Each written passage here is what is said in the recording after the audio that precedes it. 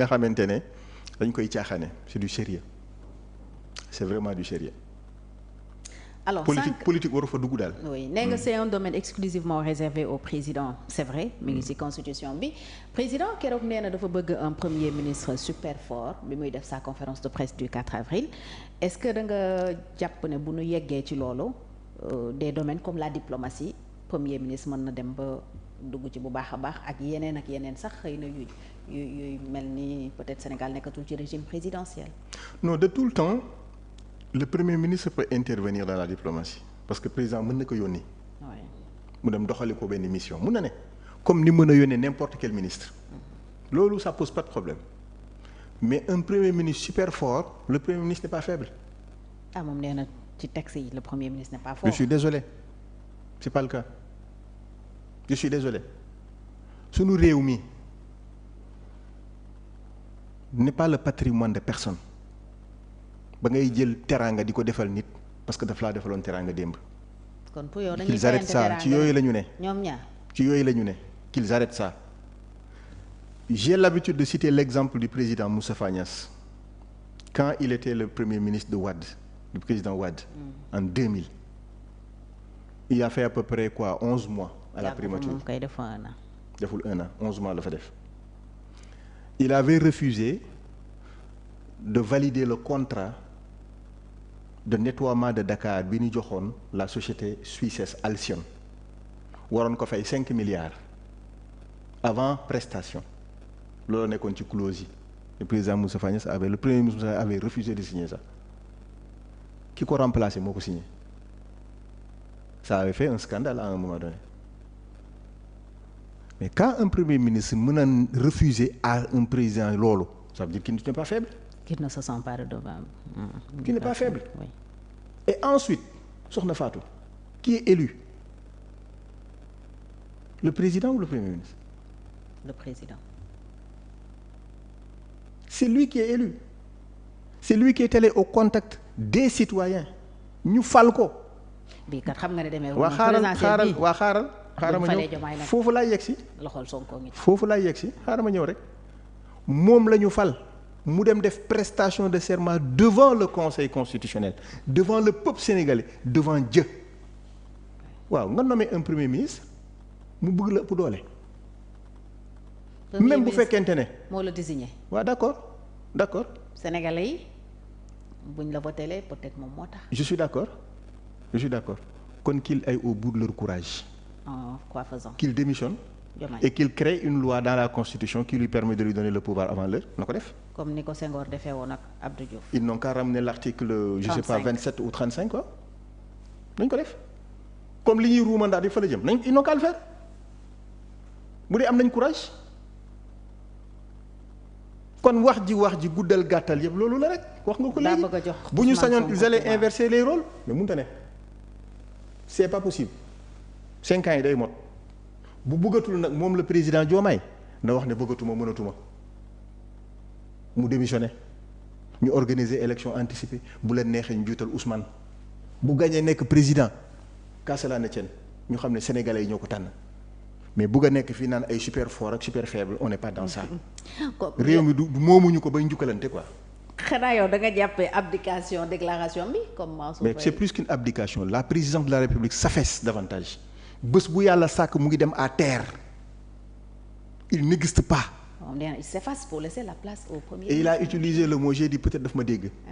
parce que depuis le début j'ai dit man l'effondrement c'est-à-dire le fait que la présidence de la République la clé de voûte de nos institutions puisse disparaître autant dans le contexte sénégalais bi nga xamante ne on a moo tax gis nga 2 jours yooyu noonu 4 avril bi 3 avril bi j'ai senti le président du Sénégal selon la constitution. mais un peu avant franchement pas. Sonko rek lañ doon gis mais est-ce que tam du Sonko mooy jouer son rôle de vrai premier ministre contrairement ak yeneen premier ministre yi ñu fi doon gis nga xam dañu topp ci ginnaaw président ragal nañu sax def loo xam ne président day jàpp ne ñoom fauteuil bi daf leen intéressé alors que ici nous ne sommes pas peut-être dans cette situation. ñoom ils ont fait l'ENA ils savent que à l'ENA dañu lay jàngal la hiérarchie le respect de la hiérarchie dañ la koy jàngal dañ la koy seen biir ADN lañ koy dugal. L'administration c'est le respect de la hiérarchie. Loolu mënuñu ko fee dindi. Le devoir d'ingratitude là ils peuvent pas l'enlever. Tey au lieu ñuy wax les personnes nañu xool les institutions. En quoi on peut les améliorer pour mieux rendre service aux citoyens que ça transcende les personnes mais bu ñu bëggee andil ay débat de personnes maa la tànn maa la fal bu dul woon man nangam ak nangam xaaral ma njukkal la super fort super hyperman bon écoute on n'est pas dans ça de loolu daf ñuy tardel ça c'est un faux débat. Ils n'ont qu'à redresser l'économie, ils n'ont qu'à créer de l'emploi, ils n'ont qu'à améliorer le pouvoir d'achat des Sénégalais, ils n'ont qu'à faire de sorte que l'agriculture soit performante, ils n'ont qu'à faire que notre diplomatie continue à rayonner comme ce fut le cas depuis les années. Moo gën yi ñuy wax ni amul njariñ.